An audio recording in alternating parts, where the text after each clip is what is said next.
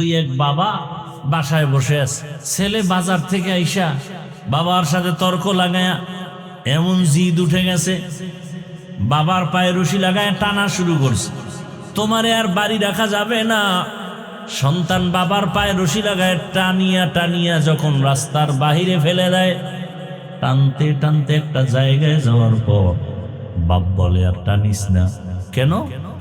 আর বেশি নিস না, সীমা লঙ্ঘন হয়ে যাবে। তার মানে তুই যে এই পর্যন্ত আমারে টেনে নিয়ে আসছো, আমি আমার বাবারে এই পর্যন্ত টেনে নিয়েছি, আমি এই পর্যন্ত নিয়ে আসছি, আর নিস না। এই সন্তানের মা বাপ, যদি চাও সন্তান ভালো হবে তো তুমি ভালো হও। খবরদার, রহমতের নবী বলেন, ইফু ও দুনিয়ার মা বাবা ও স্বামী, নিজের পবিত্রতা অর্জন করাও, তোমার স্ত্রী পবিত্র থাকবে। মা বাবা তুমি পবিত্রতার জায়গায় থাকো, তোমার সন্তান পবিত্র হালাতে থাকবে। ওই বু আলী সিনা মনে আছে না, ডাক দিয়া কয়, বুজুর্গ, এত চিকিৎসা এত চেক আপ করি, রোগ ধরা যায় না, আর তুমি তেল ভরা দিয়া মালিশ করে ফু দিয়া কি করবা? হুজুর কথা বলে না, বলে না, বলে না, বলে না। যদি বলে কলিজা পর্যন্ত ছিদ্র হয়ে যায়। হুজুরেরা কথা বলে না, বলে না, বললে সব বেঈমান আর নাস্তিকের চান্দি গরম হয়ে যায়।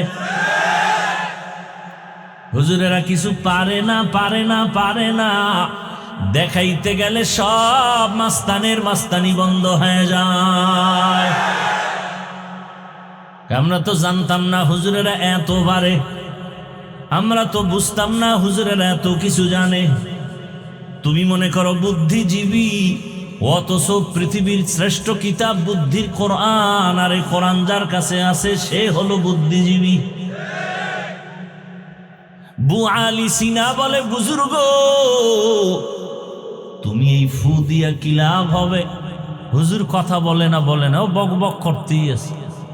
এবার হুজুর আর কত শুনবে, ফট করে বলে, তুমি গাধা, বুঝবা না।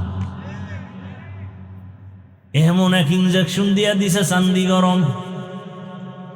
আমি এত বড় চিকিৎসা বিজ্ঞানী, বু আলী সিনা আমার নামে এতটা স্লোগান, আমারে গাধা বললেন। হুজুর ওই বইলে আর কথা নেই, হুজুর আবার মালিশ শুরু করছে, ঝাড়ফুঁক দিতেছে। বু আলী সিনা মেজাজ গরম, অকথ্য ভাষায় হুজুরের ধুইতেছে। এত বড় হুজুর, আপনি কেন এত বাজে কথা বললেন? আপনার উপরে কোনো বিশ্বাস নাই, আপনার এই কথা মানতে পারি না। হুজুর এত খারাপ হয় কিভাবে? নিজে যে এত আকাম করে কোনো দোষ নাই, হুজুরে ফাগরি বান্ধেন, এটা বড় দোষ। আল্লাহ হেদায়াত দান করুন। এইবার হুজুর আবার চেহারাটা ঘুরে, এই ভাই আপনি এত রাগ করলেন কেন? রাগ করবো না, আপনি আমাকে কি বলছেন? আরে ভাই, আমি আপনার গায়ে টাচ করছি বলেন, কোনো ঢিল মারছি না তো, মুখ থেকে একটা কথা বলছি, এই তো আমার মুখ থেকে বলছি, তাতে আপনার এত লাগলো কেন? বলে, আপনি বলছেন আমার পুরা শরীরের রন্ধ্রে রন্ধ্রে বিষ ভরে গেছে। হুজুর খাই তো সুযোগ পাইছি, যেমন কুকুর। হুজুর ধৈরেই কয়, রে এই আকলওয়ালা, এত বুদ্ধি বিক্রি করে খাও, এইটা বুঝো না আমার একটা জবানের শব্দ শোনার কারণে তোমার মেজাজটা যদি সীমাহীন গরম হয়, তোমার মধ্যে যদি রিয়াকশন হয়, আর ওই জবানের কোরআনের তেলাওয়াত দিয়া যদি আমি ফু দেই, এই রোগীর মধ্যে কেন অ্যাকশন হবে না? ইলমেরা ইজাজু করদন বেহিসাব, ইলমেরা ইজাজু করদন বেহিসাব, খলকেরা দাদন জবাবে বাসওয়াব, হক নাদারত দোস্তে খলকা জারেরা, নিস্তে ই খসলত একে দিনদারেরা। কথাটা বুঝছেন আপনারা? যার ফুকে লাভ আছে না নাই? বু আলী সিনাকে বুঝাইলেন, আমার একটা মুখের কথায় যদি তোমার মধ্যে রিয়াকশন হয়, তাহলে আমার মুখের তেলাওয়াত দিয়া দম দিলে অ্যাকশন হবে না? ভাইরা আমার, দুনিয়ার সব মানুষ রোগী, ঔষধ কি? কোরআন। কি রোগী? বলে ঈমান নাই। কথা ঈমান আনলাম, লা ইলাহা ইল্লাল্লাহু মুহাম্মাদুর রাসূলুল্লাহ। ঈমান আছে, এখন কি রোগী? বলে হ্যাঁ তুমি এখনো রোগী। কেন? বলে তোমার ঈমান আছে, আমল নাই। ঈমান আছে, ঈমানওয়ালারাও রোগী কেন? আমল নাই। এখানে বহু ঈমানওয়ালা আমরা হাজির, নামাজ ঠিক মতো পড়ি না, পর্দা করি না, হালাল খাই না, আছে না নাই? কিন্তু হুজুর গো ভুল ধরতে মোটেও ভুল করি না। লিখতে না জানলেও মুছবার জম, লিখতে না জানলেও মুছতে পারে। হুজুরদের ভুল ধরতে পারি। নামাজ যার নাই, নবী বলেন তার মধ্যে ঈমান নাই। মুমিন আর বেঈমানের মাঝখানে প্রাচীর হলো নামাজ। বাইনাল আবদি ওয়া বাইনাল কুফরি তারকুস সালাহ। আস-সালাতু ইমাদুদ্দিন ফামান আকামাহা আকামাদ্দিন। আউয়ালু মা ইউহাসাবু বিহিল আবদু ইয়াউমাল কিয়ামাতিস সালাহ। কিয়ামতের দিন নামাজের হিসাব হবে। মুমিন বেঈমানের মাঝখানে প্রাচীর নামাজ। বেঈমান নামাজ পড়ে না, মুমিন নামাজ ছাড়ে না। তুমি বান্দা দাঁড়াইয়া নামাজ পড়তে পারো না, বসে বসে নামাজ আদায় করো। দুর্বল, তুমি অসুস্থ, তুমি যদি বসেও না পারো, শুয়া শুয়া নামাজ আদায় করো। তুমি যদি অঙ্গ প্রত্যঙ্গ নাড়াচাড়া করতে নাও পারো, ইশারায় নামাজ আদায় করো, তারপর নামাজ ছাড়া যাবে না। মাকুন সুসুতি নামাজে পাঞ্জে গানা ফাওয়াইলুল লিল মুসাল্লিনাল্লাযীনা মুমিনারা ইনামাজ ইমদাদে দা ইস্তাইনু আয়াতে কুরআবাখা আয়াতে কদ আফলাহারা ইয়াদকুম গৌর কুন্দর মানিয়াজ দিল সাদেকু। ভাইরা আমার, ঈমানওয়ালারা রোগী কেন? বলে আমল নাই। কথা আমল করলে কি? বলে তো আমল করলে তুমি সুস্থ হয়ে যাবে। বলে তো ঈমানের পরে আমল ধরে ফেললাম, নামাজ রোজা তালাওয়াত, এখনো কি রোগী? বলে হ্যাঁ, কারণ আমি নামাজ পড়ি, রোজা রাখি, তেলাওয়াত করি, তবে এর মধ্যে রূহ নাই। আমলের রূহের নাম ইখলাস। আমলের রূহের নাম কি? ওয়ামা উমিরু ইল্লা লিয়াবুদুল্লাহা মুখলিসিনা লাহুদ্দীন। আমল আছে কি নাই? ইখলাস নাই। এই আমল দিয়া আল্লাহর মোহাব্বতের দরজা পাওয়া যাবে না। ইখলাসওয়ালা আমল, আমলের মধ্যে ইখলাস লাগবে। অতএব তোমার ঈমান নাই রোগী, ঈমান আছে, আমল নাই রোগী, আমল আছে, ইখলাস নাই রোগী। ইমাম গজালি বিশ্ববরেণ্য দার্শনিক ইমাম, এই কথা বলেন না কেন? বিশ্ববরেণ্য বুজুর্গ এবং দার্শনিক ইমাম গজালি, গজ্জালি না কি? ইমাম গজালি। একজনের নাম কালাম, যদি কাল্লে করে ডাকেন। ইমাম গজালি রহমাতুল্লাহ আলাইহি তিনি লিখেন,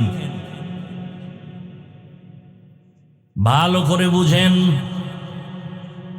এরে নবীর আশিক।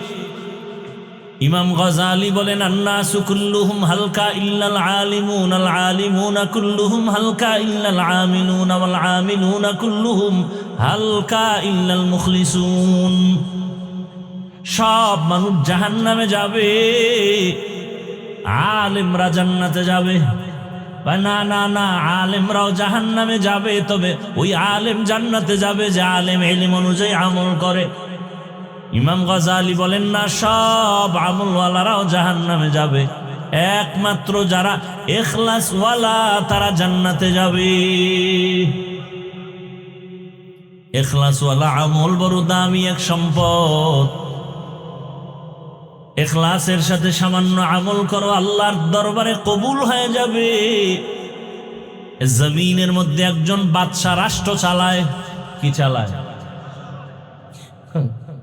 রাষ্ট্র চালানো এটা হইলো দুনিয়াওয়ালাদের কাজ, এটা ইসলামের কোনো কাজ না, তাই তো?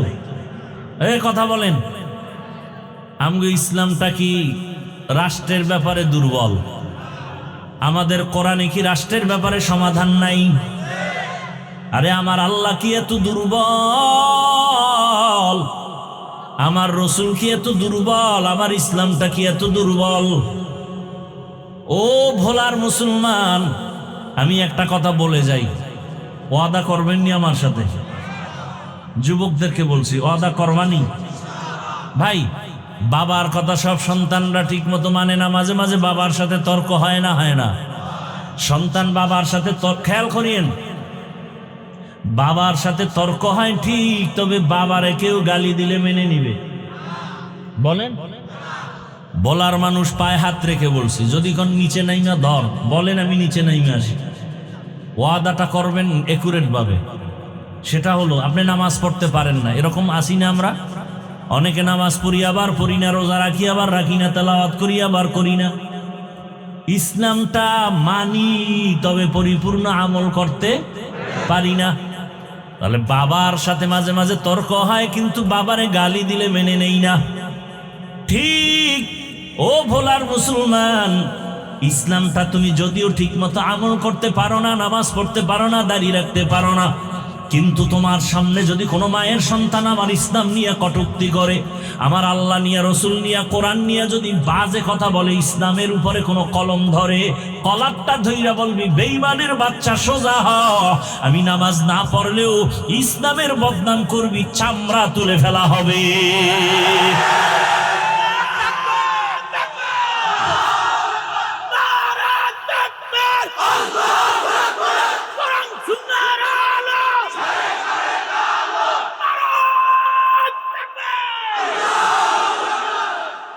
আমার কথাটা বুঝছেননি?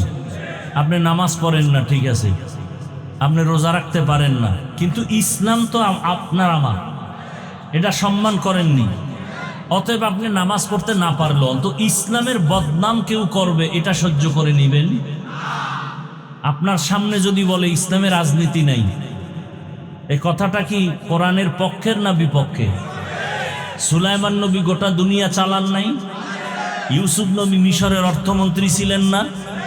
আপনি রাজনীতি করেন না, আপনার সাথে কোনো ঝগড়া, বিরোধিতা করলে ছাড় নাই, সুযোগ পেলেই জুতার বাড়ি।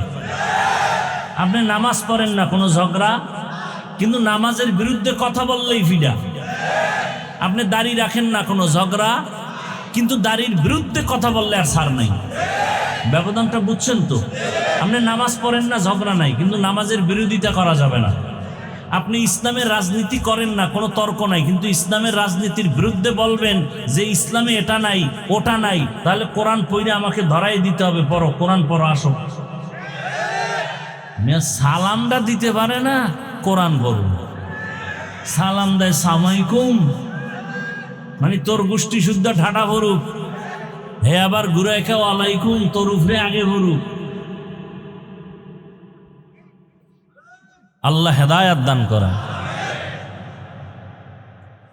নিমক হারাম বলে, ধর্মের রাজনীতির মধ্যে ধর্মকে টানবেন না, রাজনীতির মধ্যে ধর্মকে টানবেন না। তোমাকে বলল কে যে ইসলাম আর রাজনীতি আলাদা? আমাদের ইসলাম আর রাজনীতি তো আলাদা না। পৃথিবীতে যত নীতি আছে আমাকে সব কিছু ইসলামের সাথে লাগানো। অর্থনীতি ইসলামী অর্থনীতি, পৃথিবীর শ্রেষ্ঠ অর্থনীতি ইসলামী অর্থনীতি, পৃথিবীর শ্রেষ্ঠ সমাজনীতি ইসলামী সমাজনীতি। পৃথিবীর শ্রেষ্ঠ নীতি ইসলামী রাজনীতি। তুমি করো না ঝগড়া নাই, তুমি নামাজ পড়ো না, তোমার সাথে ঝগড়া কেন? পারলে বুঝাবো। বিরোধিতা করবা এই সুযোগ দেওয়া যাবে না। নামাজ পড়ো না ঠিক আছে, পারলে বুঝাবো, চা খাওয়াবো, বুকে লাগাবো, হাসি দিব। বিরোধিতা করলে কোনো সার নেই। সোজা কথা। আমি ইসলামী রাজনীতির যত দল আছে কোন দলের দায়িত্বে নাই। তার মানে কি ইসলামে কোরআনে যেটা বল সেটার বিরোধিতা করব? কি আজীব কথা। আল্লাহ হেদায়েত দান করুন। وَنُنَزِّلُ مِنَ الْقُرْآنِ مَا هُوَ شِفَاءٌ وَرَحْمَةٌ لِلْمُؤْمِنِينَ। বলতেছিলাম রাষ্ট্র পরিচালনা করেন একজন আল্লাহর গোলাম। নাম সবাই অনেকে শুনছেন, নাম হলো সুলতান মাহমুদ গজনবী রহমাতুল্লাহি আলাইহি। সুলতান মাহমুদ গজনবী জগৎ বিখ্যাত একজন ওলিয়ে কামেল, আবার রাষ্ট্র চালায়। ইতিহাস বড় কঠিন মিয়া। আল্লাহ এমন একটা প্রতিবন্ধী ধর্ম দিবেন, এমন একটা ল্যাংরা লুলা অর্ধেক ধর্ম আল্লাহ দিবেন যে দুনিয়ার কেউ আবার নাকে তেল লাগায় উল্টা পাল্টা বলবে যে ইসলামে এটা নাই সেটা নাই। আল্লাহ সেই ইসলাম তো দেন নাই। আল্লাহ তো কমপ্লিট ইসলাম দিছেন যে তোমার জীবনের কল্যাণের যা প্রয়োজন সব ইসলামে আছে। এখন তুমি মানো না কেন? মানতে গেলে চুরি করা যাবে না। ইসলাম মানো না কেন? দুর্নীতি করা যাবে না। ইসলাম মানো না কেন? মাইয়া লইয়া পার্কে পার্কে ঘুরা যাবে না। এই চরিত্রহীন লম্পট বদমাস খুনি ধর্ষক এরা ইসলাম চায় না, এরা ইসলামের বিরোধিতা করে। যারা ইসলাম চায় না খুঁজে দেখবেন ও চরিত্রহীন, ও ধর্ষক, ও লম্পট, ও চান্দাবাজ, ও ধান্দাবাজ, ও দুর্নীতিবাজ। খুঁজে দেখেন, ভালো করে খুঁজে। ইসলামের বিপক্ষে যেই লোকগুলো খুঁজে দেখবেন ও চোর, ও ডাকাত, ও জালেম, ও ব্যবসায়ীর উপর জুলুম করে, গরিবের বেতন মেরে খায়। খবর নেন। আল্লাহ হেদায়েত দান করুন, আল্লাহ হেদায়েত দান করুন। রাগ করতেছেন? ইসলাম কি দুর্বল? তা আপনার ইসলামকে খাটো করতে দেন কেন? আজকে থেকে এই সুযোগ দেওয়া যাবে। রাজনীতি ইসলামেরটা তুমি করো না, তোমার জবাব তুমি দিবা, কোনো ঝগড়া নাই। কিন্তু বিরোধিতা করলে ছাড় নাই। আমার ইসলামের বদনাম করতে পারবা না, খবরদার। তুমি মানো না সেটা আলাদা কথা, কিন্তু বদনাম করতে পারবা না। গরুর গোশতের খিচুড়ি শীতের মধ্যে খুব মজা না? একজনে খায় না, খাইলে সমস্যা হতে পারে। তার মানে কেউ মাইক লেগাই বলবে কেউ খাবি না, ওটার ভিডিও আমরা ওটাই ফলাইব না যে আমরা খাইয়া তৃপ্তি পাবো শীতের মধ্যে গরুর খিচুড়ি। তুই খাও না, তোর পেটে গজব পড়ছে, সেটা ভিন্ন কথা। আল্লাহ হেদায়েত দান করুন। জগৎ বিখ্যাত ওলিয়ে কামেল সুলতান মাহমুদ গজনবী এত বড় আল্লাহওয়ালা, এক পর্যায়ে তিনি ইন্তেকাল হয়েছেন, দুনিয়া থেকে বিদায় হয়ে গেছেন। বিদায়ের পরে বহুদিন চলে গেল তার কবর জীবন। হঠাৎ একদিন তার আপন বন্ধু ঘুমের ঘরে স্বপ্ন দেখে। দেখিয়া জিজ্ঞাসা করলেন, ও সুলতান মাহমুদ, কবরের মধ্যে কি হালাত? সুলতান মাহমুদ বলেন, ভাই, দয়াময় রব্বুল আলামিন আমার কবরের আযাব মাফ করে দিয়েছেন। কবরের আযাব কি? বন্ধু জিজ্ঞাসা করেন, এমন কি আমল তুমি করেছো যে আমলের বরকতে তোমাকে আল্লাহ মাফ করেছে? এমন কি বড় আমল করেছো? 5 ওয়াক্ত নামাজ ফরজ আমলের কারণে বলে না, না, না। যাকাতের আমল বলে না, রোজার আমল বলে না, বাইতুল্লাহর জিয়ারতের আমল বলে না। সুলতান মাহমুদ বলেন, এমন একটা ছোট আমল যেটা আমি কখনো আমল মনেই করি নাই। আহা, আমি আমল মনেই করি নাই। ও ভোলার মুসলমান, ও যুবক, পর্দার আড়ালের মা বোনেরা, আল্লাহ কারে কোন সময় কোন কারণে মাফ করবেন জানা নাই। এজন্য হাদিস না আমার, আপনারা আরামে বয়ে বয়ে বাদাম খাইতেছেন না, আর একটু কষ্ট সহ্য করবেন, আল্লাহ কবুল করেন।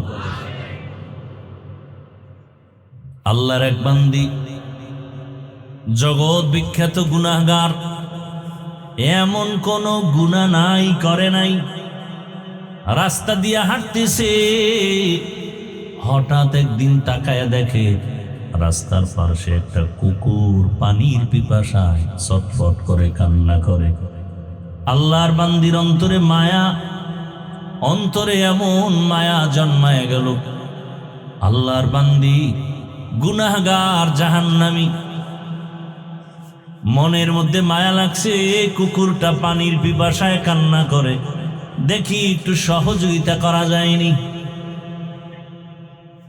জাহান্নামী নারী কুকুরের পিপাসার কান্না দেখিয়া নিজের অন্তরের মধ্যে কান্নার ভাষা চলে আসছে। আল্লাহর বান্দি খুঁজতেছে কোথায় একটু পানি পাই। খুঁজতে খুঁজতে খুঁজতে খুঁজতে গিয়ে একটা পানির কূপ পেয়ে গেল। পানির কূপ পাইছে ঠিক, তবে পানি অনেক নিচে, উঠানোর পাত্র নাই, অনেক নিচে। কেমনে পানি উঠাবে, পেরেশান। আল্লাহর বান্দির অন্তরে বড় মায়া, একটা কুকুর পানির পিপাসায় কাঁদবে, আর আমি মানুষ আরামে থাকবো, হতে পারে না। এর নামই মানুষ। রহমতের নবী বলেন, খায়রুন নাস মান ইয়ানফাউন নাস। জমিনে ভালো তো ওই ব্যক্তি যে অন্যের উপকার করে, ক্ষতি করে না। যদিও মহিলাটা জাহান্নামের আসামি। ও এলাকার মা বোনেরা, আপনাদের মর্যাদা এত বেশি আল্লাহ দান করেছেন। আপনারা নবীদের মায়ের মতো মা, সাহাবায়ে কেরামদের মায়ের মতো মা, আলেমদের মায়ের মতো মা। আজ এই মাদ্রাসার স্টেজে কত হাফেজে কোরআনের মাথায় পাগড়ি দেওয়া হলো, এদের সিনায় কোরআন জমা। খবর নিয়ে দেখেন, এদের মা বাবার মতো ঈদের আনন্দে আজ আর কেউ নাই। আরে আম্মা জান, আপনারা তো নবীদের স্ত্রীদের মতো দামি। আপনারা তো খাদিজা রাদিয়াল্লাহু আনহার মতো মা, ফাতেমা রাদিয়াল্লাহু আনহার মতোই নারী। আপনারা তো আয়েশা সিদ্দিকা রাদিয়াল্লাহু আনহার মতো নারী। আপনারা তো খাজা মাইনুদ্দিন চিশতি আজমিরির মায়ের মতোই মা, বড় পীর আব্দুল কাদের জিলানীর মায়ের মতো মা। আরে আম্মা জান, কয়দিন এ দুনিয়ায় বাহাদুরি করবে? আল্লাহ যদি রাগ করিয়া সমুদ্রের পানিকে গরম বানায় দেয়, ভোলা জেলা পানির নিচে যাইতে 1 সেকেন্ডের সময়ও দেরি হবে না।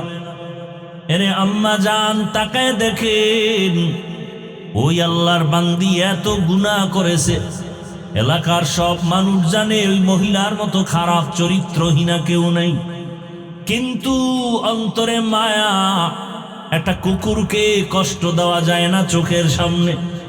মহিলা পানির কূপের কিনারায় যাইয়া পানি উঠাবার কোনো পাত্র নাই, কোথা থেকে পানি উঠাবে?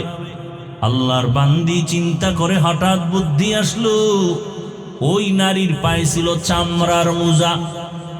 মোজাটা খুলিয়া ওই মোজার মধ্যে পানি নিয়ে পান করাবে সিদ্ধান্ত নিল। আল্লাহর কুদরত, মোজাটা যখন পানির কূপে ফেলতেছে, দেখে পানি আরো নিচে, মোজা দিয়েও পানি উঠানো যায় না। এখন এটার সাথে একটা রশি বাঁধা দরকার।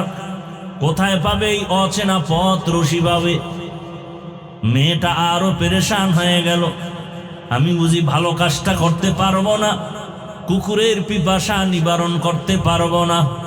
হাদিসের ঘটনা, নবীজি বলতেছেন সাহাবায়ে কেরাম ওই জাহান্নামী নারী চিন্তায় পড়ে গেল। হঠাৎ বুদ্ধি এসে গেল, ওই নারীটার মাথায় একটা ওড়না পেঁচানো ছিল, বড় ওড়না। ওড়নার এক অংশ খুলিয়া ওই মুজার সাথে গিরা লাগায়া বেঁধে পানির ভেতরে দিয়া পানি উঠায় ফেলল। পানি উঠাইয়া দৌড়ায় গিয়া যখন কুকুরকে পান করায়া দিল, কুকুর পানি পান করে ঠান্ডা কলিজায় ঘুমিয়ে গেছে। রহমতের নবী বলেন, ও সাহাবায়ে কেরাম, এই জাহান্নামী নারী কুকুরকে পানি পান করানো মাত্র হঠাৎ একটা গায়েবী আওয়াজ, অদৃশ্য থেকে একটা আওয়াজ, কে যেন বলতেছে, রে জাহান্নামী নারী, কুকুরকে পানি পান করিয়েছো, তোমার এর বরকতে জীবনের সব গুনাহগুলো ক্ষমা করে দেয়া হয়েছে।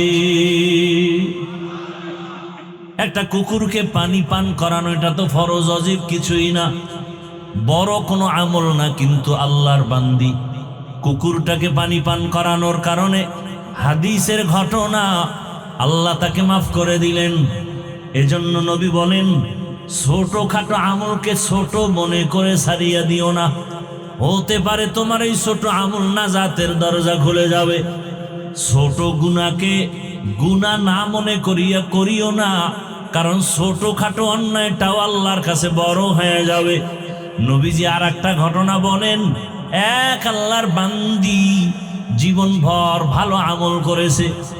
নারী ভালো আমল, ও আম্মা জানেরা, ভালো আমল করনেওয়ালা নারীর কি হালাত, ভালো ভালো আমল করে, বিসমিল্লাহ ছাড়া কোনো কাজ করে না, ওযুর সাথে থাকে, তেলাওয়াত করে, এত ভালো ভালো আমল করে, আজান হলে নামাজে দাঁড়ায় যায়। জীবনের শেষ মুহূর্তে হঠাৎ তার বাড়ির মধ্যে একটা বিড়াল ঢুকে পড়লো। বিড়ালটা ঘরের মধ্যে আসা মাত্র খাঁচার মধ্যে বিড়ালটারে আটকায় দিয়েছে। ওই নারী নিজেও খানা দেয় না, বিড়ালটা বাহিরে গিয়া খাবে সেই সুযোগও দেয় না। এক পর্যায়ে বিড়াল ওই খাঁচার মধ্যে আটকানো অবস্থায় কান্না করে করে ধুকে ধুকে ক্ষুধার তৃষ্ণায় বিড়ালটা মরে গেল। নবীজি হাদিসে বলেন, ও সাহাবায়ে কেরাম, ওই বিড়ালটাকে এত পরিমাণ কষ্ট দেওয়ার কারণে কিছুক্ষণের মধ্যে একটা গায়েবী আওয়াজ আসছে, ও আল্লাহর বান্দি, জীবনে যত নেক আমল করেছো ওই বিড়ালটাকে কষ্ট দেওয়ার কারণে সব আমল তোমার নষ্ট হয়ে গেছে। এখান থেকে জানার মতো আমাদের কিছু আছে না নাই? একটা বিড়ালের উপরে জুলুম করলে যদি অবস্থা হয়, যারা মানুষ মারে হক না দারাত দোস্তে খালকা জারেরা নিস্তে ই খসলত কে দিনদারেরা। আল্লাহ তাআলা কোরআন দিলেন ঔষধ হিসাবে।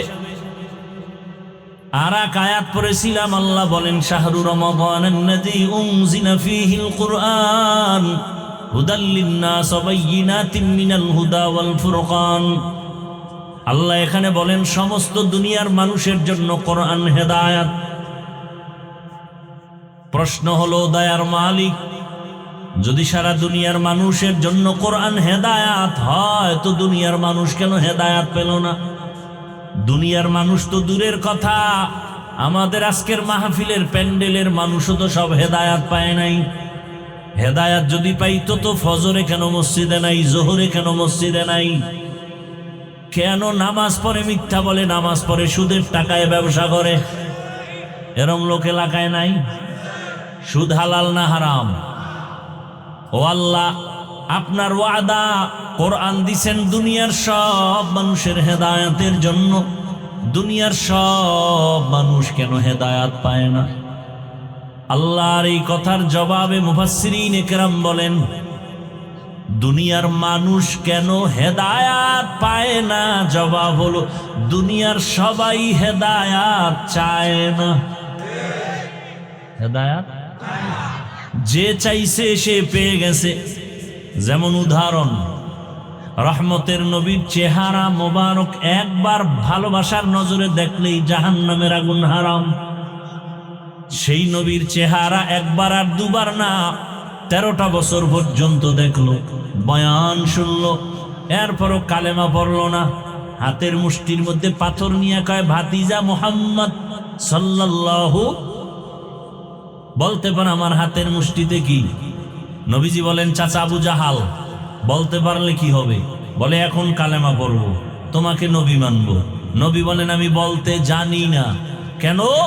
বলে, আমি গাইবের মালিক না। গাইবের মালিক কে? আল্লাহ যেই কুদরতি ক্ষমতায় গায়েব জানেন, এই ক্ষমতায় দুনিয়ার আর কেউ গায়েব জানে? গাইবের মালিক একমাত্র قُلْ لَا يَعْلَمُ مَنْ فِي السَّمَاوَاتِ وَالْأَرْضِ الْغَيْبَ إِلَّا اللَّهُ। আসমানের বাসিন্দারা কেউ গায়েব জানে না। নবী আপনি বলে দেন, জমিনের বাসিন্দারা কেউ গায়েব জানে না। একমাত্র গায়েবের মালিক হলেন আমার আল্লাহ। নবী বলেন, আমি বলতে পারি না তোমার হাতের মুষ্টিতে কি আছে। নবী একটা আওয়াজ দিলেন, এই আবু জাহালের হাতে যা আসো, একটা আওয়াজ দাও। সাথে সাথে পাথরগুলো কালেমা পড়া শুরু করলো। আবু জাহাল পাথরগুলো মাটিতে ফালায় কয়, মুহাম্মদ তুমি জাদুকর হয়েছো এটা তো জানি না।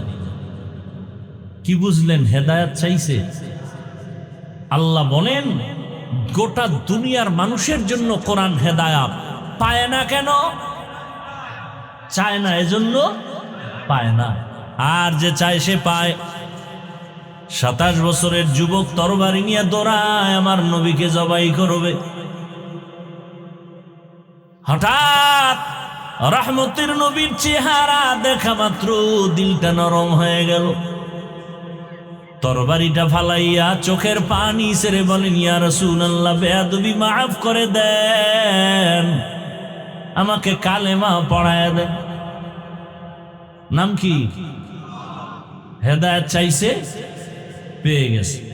আল্লাহ তার জবাব দিয়া বলেন, ওয়াল্লাযীনা জাহাদু ফীনা লানাহদিয়ান্নাহুম সুবুলানা ওয়া ইন্নাল্লাহা লামাআল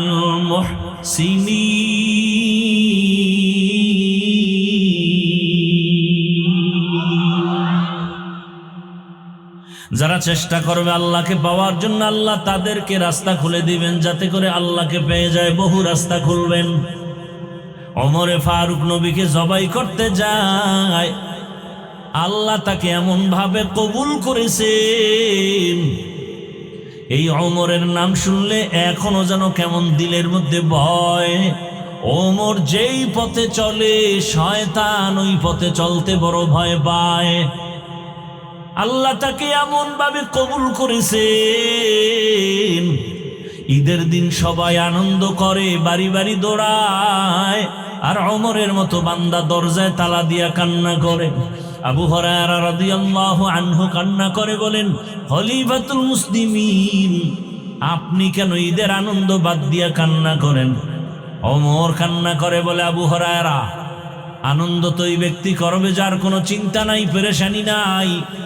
আপনার কিসের পেরেশানি, চিন্তা? ওমর বলে, রমাজান চলে গেল, জাহান্নাম থেকে মুক্তি পেলাম কিনা চিন্তা, রোজা রাখলাম কবুল হলো কিনা চিন্তা, কোরআন তেলাওয়াত করেছি কবুল হলো কিনা চিন্তা। জান্নাতের দ্বিতীয় সাহাবী ওমর এতটা পরিমাণ আল্লাহর ভয় অন্তরে নিয়ে এত ভয় করেছেন, ঈদের দিন সবাই আনন্দ করে, ওমর আল্লাহর ভয় আনন্দ করে না। এর নাম আল্লাহর ভয়। দুনিয়ার মানুষ কেন হেদায়াত পায় না? জবাব হলো, হেদায়াত চায় না। যে চায় আল্লাহ তাকে দিয়ে দেন। তেলাওয়াতকৃত আয়াতে আল্লাহ বলেন, হেদায়াত তারা পাবে যারা মুত্তাকিন। কোরআন তাদেরকেই পথ দেখাবে, কোরআন তারাই পড়তে পারবে, কোরআন তারাই জানতে পারবে, কোরআন তারাই বুঝতে পারবে যারা আল্লাহকে ভয় করে। এখান থেকে অনেক কথা। মুত্তাকি কারা? যারা গুনাহ করে না, গুনাহ থেকে নিজেরে বাঁচাইয়া চলে, এরা তো মুত্তাকি। মুত্তাকিরা তো এমনিই হেদায়েতের উপরে আছে, আবার কিসের হেদায়েত করবে? কোরআন। হুদাল্লিল মুত্তাকিন, মুত্তাকিনরা তো হেদায়েতের উপরে আছে বিদায় মুত্তাকির উপাধি পেয়েছে, এদেরকে আবার কিসের হেদায়েত করবে? কোরআন। অনেক কথার জবাব হলো আল্লাহ পাক রব্বুল আলামিন বলেন, আমি হেদায়াত দিব, তার মানে ইস্তেকামতের মাকাম দান করব। আল ইস্তেকামাতু খায়রুম মিন আলফি কারামা। ইস্তেকামতের মূল্য একজন খাঁটি আল্লাহওয়ালার 1000 কারামত থেকে বড় দামি। নামাজে যারা দাঁড়াইছি আমরা হেদায়েতের উপর আসি না নাই? বলেন না কেন? এরপর আমরা বলি না ইহদিনাস সিরাতাল, আল্লাহ হেদায়েতের পথে আমাকে চালাও। আরে আমি তো হেদায়েতের পথেই আছি, আবার কেন বলি ইহদিনাস সিরাতাল মুস্তাকিম? বারবার বলি কেন? এর মানি হলো আল্লাহ তুমি ইস্তেকামতের মাকাম দান করো। আমি এখন মাওলানা হয়েছি, ইস্তেকামতের মাকাম যদি না পাই তো আমি লাঞ্ছিত হয়ে যেতে পারি, আমি রাস্তা থেকে ছিটকে পড়তে পারি। আমি তাকওয়ার উপরে আছি ঠিক, কিন্তু আমার লাইন ছুটে যেতে পারে। ও আল্লাহ, তুমি হেদায়েতের উপরে ইস্তেকামতের মাকাম দান করো। এখান থেকে আর একটা চিকন কথা, আল্লাহর কোরআন অনেকের ঘরে আছে, পড়তে পারে না। কারণটা কি? ফেসবুকে সারা রাত সময় দিতে পারি, 1 পৃষ্ঠা কোরআন কেন পড়তে পারি না? আলহামদু সূরাটা একবার কেন তেলাওয়াত করতে পারি না? ওরে বান্দা, হাঁটার সময় কেন একবার ইখলাস পড়তে পারি না? ইন্না আতাইনা সূরাটা কেন পড়তে পারি না? আলহামদু সূরা হলো সব রোগের ঔষধ, কেন পড়তে পারি না? ঘন্টাকে ঘন্টা ফেসবুক চালাইতে পারলা, মোবাইল চালাইতে পারলা, গল্প করতে পারলা, নদীর মধ্যে দৌড়াইতে পারলা, চায়ের দোকানে আড্ডা দিতে পারলা, টেলিভিশন দেখতে পারলা, আলহামদু সূরাটা কেন একবার পড়তে পারলা না? ইয়াকিন আর ভক্তি আর বিশ্বাস নিয়ে যদি বিসমিল্লাহ সহকারে 7 বার আলহামদু সূরা পড়িয়া এরপরে তুমি দরুদ আগে পরে দরুদ পরে পানিতে দম করে পান করো, সব রোগের ঔষধ। ফজরের নামাজ 2 রাকাত সুন্নাত পড়িয়া ফরজ নামাজের আগে 41 বার আলহামদু সূরাটা পড়ো, 11 বার দরুদ শরীফ পড়ো। এরপরে তুমি পানির মধ্যে দম দাও, ঘরের সবাই পানি পান করবে, সব রোগের ঔষধ। সূরাটার নামই হলো সূরাতুশ শিফা। এত সুন্দর তেলাওয়াত কেন করতে পারেন না? কোরআন বুঝেন না? কোরআন তো আপনার ঘরে, পারেন না কেন? আল্লাহ কারে সবাই পারবে না, মুত্তাকিরা পারবে। বলে মুত্তাকি কাকে বলে? তাকওয়ার মান আছে আবার কম বেশি, 1 2 3 তাকওয়ার ক্লাস আছে, ক্লাস 1 আম খাস আকাসুল খাস। কোরআন তো তারাই পড়তে পারবে। ওরে যার মধ্যে গুনাহ ছাড়তে পারবে সে কোরআন ধরতে পারবে। যেই পাত্রে মধু আছে, কেরোসিন আছে, ওখানে মধু যাবে না, গুনার পাত্রে কোরআন ঢুকবে না। ওরে কোরআন তো তারাই পড়তে পারবে যারা গুনাহ থেকে বাঁচতে পারবে। আবার একদল তাকওয়া যার যত বেশি কোরআন সে বুঝবে তত বেশি। একজনে কোরআনের তরজমাও পারে না, শুধু পড়তে পারে। আর একজনকে আল্লাহ পাক আরেকটু তৌফিক দিবেন, তরজমাও পারে। আর একটু বান্দাকে আল্লাহ আরো তৌফিক দিবেন, সে ব্যাখ্যাও পারবে। ব্যাখ্যার মধ্যে আরো অনেক আল্লাহ পাক গভীরতার ইলম রাখছেন। এটা তাকওয়া যার যত বেশি, কোরআনের গভীর ইলম সে তত বেশি পাবে। তাকওয়ার মানদণ্ডে কোরআন বুঝবে। এজন্যই তো এক এক আল্লাহওয়ালার ব্যাখ্যা এক এক রকম, এক একটা কথার থেকে এক একটা ঘেরান আসে। আল্লাহ তাআলা বলেন, এ কোরআনের রুমুজ, এ কোরআনের হিকমত আল্লাহ তাকেই দান করবেন যে তাকওয়ার উপরে চলবে। আর কে দারাত খৌফে হকদার দিল মাদাম জান্নাতুল মাওয়া দেহাদুরা মাকাম। আল্লাহ তাআলার ভয়, তাকওয়ার মানে বেশি বেশি নামাজ পড়া না, বেশি বেশি তেলাওয়াত করার নাম তাকওয়া না, গুনাহ থেকে বেঁচে থাকার নাম তাকওয়া। এখন মুত্তাকি কারা? যারা তাকওয়া অর্জন করে, আল্লাহকে ভয় করে চলে। এখন সবাই তো বলবে আমরা আল্লাহরে ভয় করি। আল্লাহ কয় না, আমি কিছু নিদর্শন দিলাম, এই নিদর্শন যাদের মধ্যে দেখবা আছে প্রমাণ তারা মুত্তাকি। যাদের মধ্যে দেখবে নিদর্শন নাই, তাদের মধ্যে তাকওয়া নাই। নিদর্শন 6টা। কয়টা? يؤمنون بالغيب ويقيمون الصلاة ومما رزقناهم ينفقون والذين يؤمنون بما أنزل إليك وما أنزل من قبلك وبالآخرة هم يوقنون। এই 6টা গুণ যাদের মধ্যে থাকবে, যাদের মধ্যে এই 6টা নিদর্শন দেখা যাবে। 1 নাম্বার নিদর্শন, যারা মুত্তাকি তারা অন্তর থেকে বিশ্বাস করবে গাইবের মালিক আমার আল্লাহ। 2 নাম্বার গুণ, যারা 5 ওয়াক্ত নামাজ কায়েম করে, ইউকিমুনাস সালাহ, নামাজ কায়েম করবে, ওয়া মিম্মা রাযাকনাহুম ইউনফিকুন, আল্লাহর পথে দান করবে।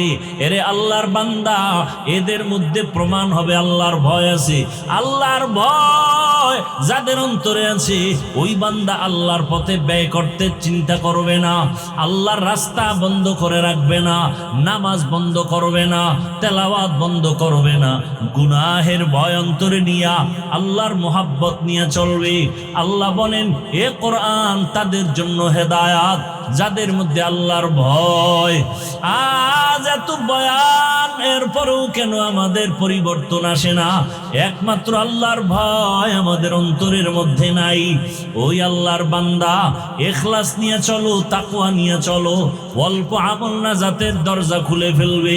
নবীজি বলেন আখলিস দীনাকা ইয়াকফিকাল আমালুল কলিল, অল্প আমল নাজাতের জরিয়া হয়ে যাবে যদি আমলটা ইখলাস ওয়ালা হয়। ওই কথা বলতেছিলাম, জমিনের রাষ্ট্র ক্ষমতায় বসা সুলতান মাহমুদ গজনবী রহমাতুল্লাহ আলাইহি, মনে আছে না নাই? সুলতান মাহমুদ গজনবী জিজ্ঞাসা করা হলো, এমন কোন আমলে আপনাকে আল্লাহ মাফ করে দিয়েছেন? বলে এমন বড় কোনো আমল না, ছোট একটা আমল করেছি, ছোট, যেটা আসলে আমি আমল মনে করি না। বলে সে আমলটা কি? বলে আমি আল্লাহর কোরআনের সম্মান করেছি। একদিন আমি সফর করতেছিলাম, পাহাড়িয়া জঙ্গল পেরিয়ে যাচ্ছি, হঠাৎ রাতের অন্ধকার হয়ে গেল। আশ্রয়ের জন্য আমার প্রজাদের একটা বাড়িতে ঢুকলাম, ভাঙা ঘর আমাকে থাকার জন্য দিল, রাত্রি যাপনের জন্য দিল। এমন একটা ঘর, ছোট একটা ঝুপড়ি, যখন আমি ঘুমাবো, হঠাৎ করে আমি বিছানায় রাতের বেলা শুইলাম, তাকাইয়া দেখি আমার পায়ের কিনারায় উপরে একটা ছোট তাকের উপরে এক জিন কোরআন শরীফ রাখা। আমি চিন্তা করলাম, আমি এখানে ঘুমাবো আর পায়ের কাছে কোরআন শরীফ থাকবে, এটা হইল? আমি আমার আরামের ঘুমানোর জন্য আমি উঠলাম, সিদ্ধান্ত নিলাম কোরআন শরীফ অন্য জায়গায় রাইখা আমি আরামে ঘুমাই। আমি উঠলাম, আমি সুলতান মাহমুদ উঠিয়া কোরআনটা হাতের মধ্যে নিলাম, অন্য রুমে নিয়ে যখন রাখবো ভাব, 2-3 কদম দিলাম, হঠাৎ করে আমার মাথার মধ্যে একটা চেপে আসলো, একটা আঘাত বাড়ি মারলো। দাঁড়ায় গেলাম, কে যেন আমাকে বলতেছে, অন্তরের এমন আবেগ আসতেছে, ও মাহমুদ, তুমি আরামে ঘুমানোর জন্য কোরআন তুমি অন্য জায়গায় নিবা। কোরআনের দাম এত কম যে নরমাল বিছানায় রাখবা আর তুমি আরামের বিছানায় ঘুমাবা কোরআন দূরে সারাইয়া। মাহমুদ, এটা কেমন হয়? মাহমুদ বলেন, আমার অন্তরে যখন আঘাত আসলো, আমি দাঁড়ায় সিদ্ধান্ত নিলাম, না, প্রয়োজনে আমি খারাপ ময়লা বিছানে থাকবো, কিন্তু আমার আল্লাহর কোরআন আমি সুন্দর জায়গায় হেফাজতে রাখবো। আমি উল্টা আবার ফেরত আসলাম, আসিয়া আমার কাপড় দিয়া, গায়ের চাদর দিয়া কোরআনটারে সুন্দর করে মুছলাম। এরপরে সুন্দর জায়গায় রাখিয়া আমি ময়লা বিছানার মধ্যে গিয়া রাত্রি যাপন করলাম। এই যে কোরআনকে একটু সম্মান দিয়েছি আমার আল্লাহর মোহাব্বতের জন্য, আমার আল্লাহ কোরআনের আদব রক্ষার কারণে আজ আমাকে মাফ করে দিয়েছেন। এটা কোনো আমল স্বভাব বিবেকেও তো বাজে না। কিন্তু আল্লাহর কাছে এটা অনেক পছন্দ হয়ে গেছে।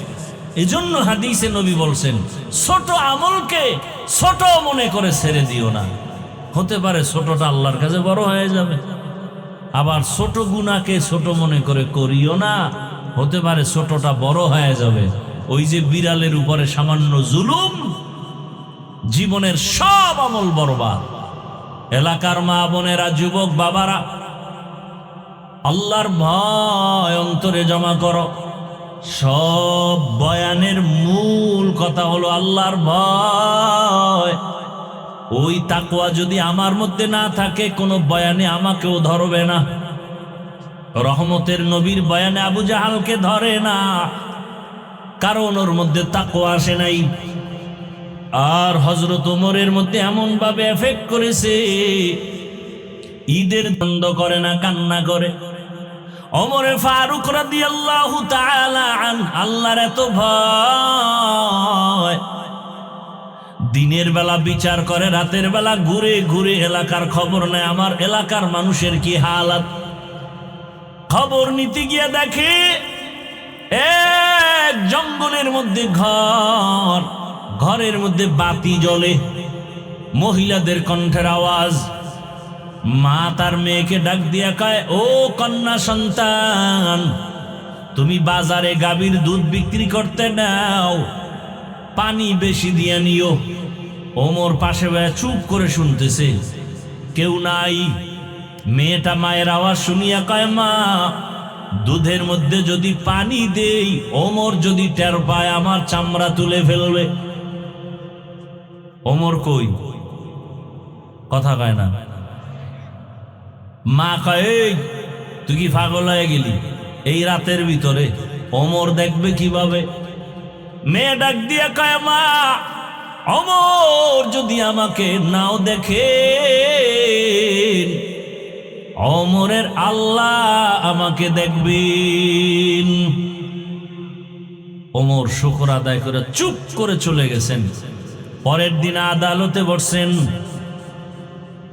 লোক পাঠায় বলে, যাও অমুক এলাকায় গিয়া ওই এক মহিলা বৃদ্ধা তার কন্যা সহ আমার কাছে হাজির করো। মহিলাকে যখন বলা হয়েছে, ভয় আতঙ্কিত হয়ে গেল। এতটা ভয়, মনে হয় আজ আবার ফাঁসি হয়ে যাবে। কারণ ওমরের মেজাজ গরম, কথার আগে তরবারি চলে। যখন ওমর ডাক দিছে, আর উপায় নাই, যেতেই হবে। যাইতে যাইতে যাইতে যাইতে ওমরের প্রাসাদের কিনারায় কাঁপতেছে ভয়। খলিফাতুল মুসলিমিন বলেন, আম্মা জান, আপনার কোনো ভয় নাই, আপনার কপাল ধন্য, আপনার কপাল বড় দামি এক কপাল রে মা। এই যুগের মধ্যে এমন একটা কন্যা আপনি পেয়েছেন যে আপনি রাতের বেলা কন্যাকে বলছেন দুধে পানি বেশি দিবে, কিন্তু ওমরের অজুহাত দিয়া বাঁচতে গেল, আপনি তাও প্রশ্নবিদ্ধ করলেন।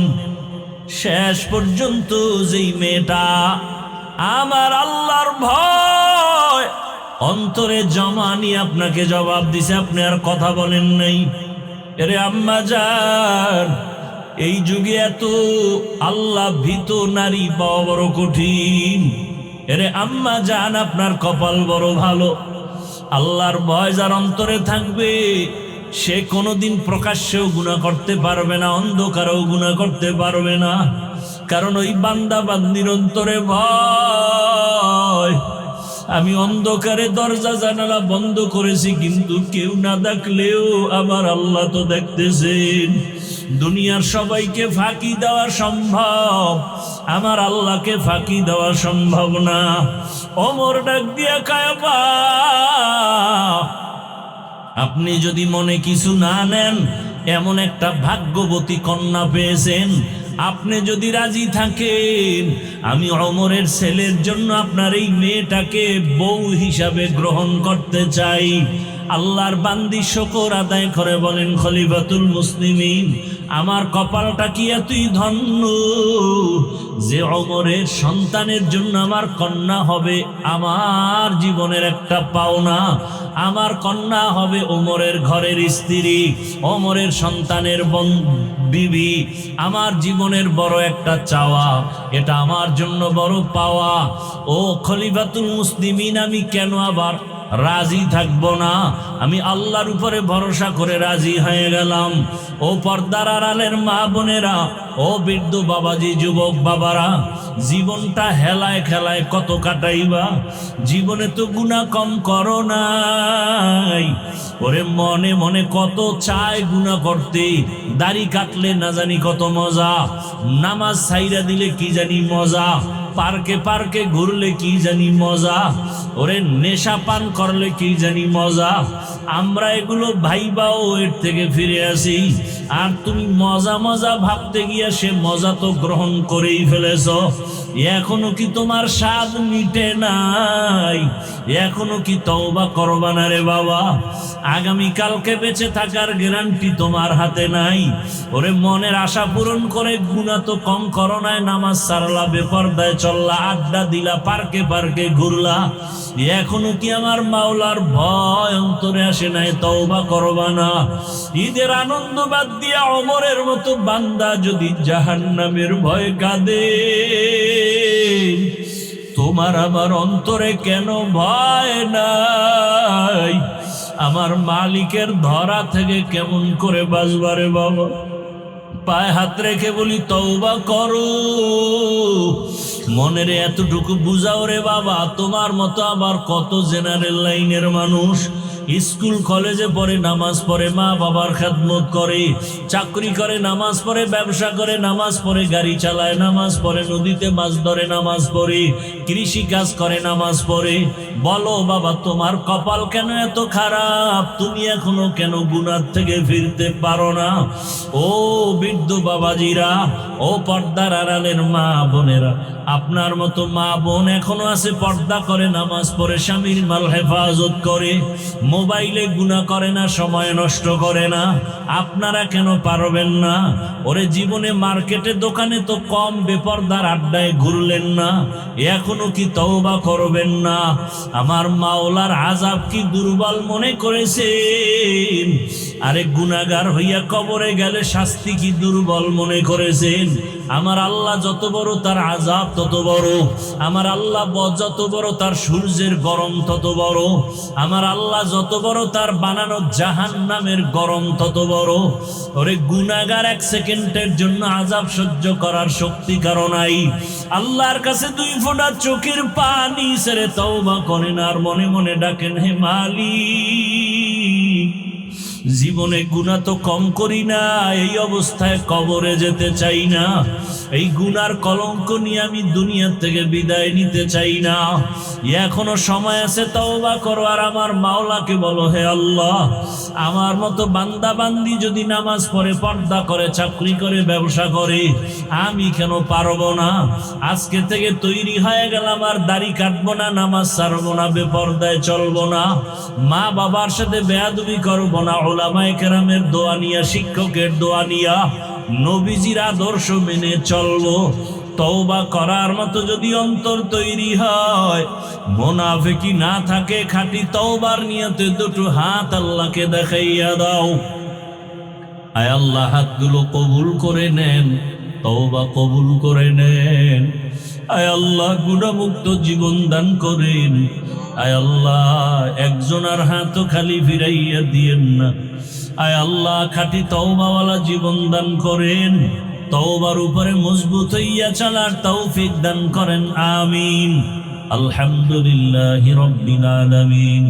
والصلاة والسلام على سيد الأنبياء والمرسلين وعلى آله وأصحابه أجمعين يا أرحم الراحمين يا أرحم الراحمين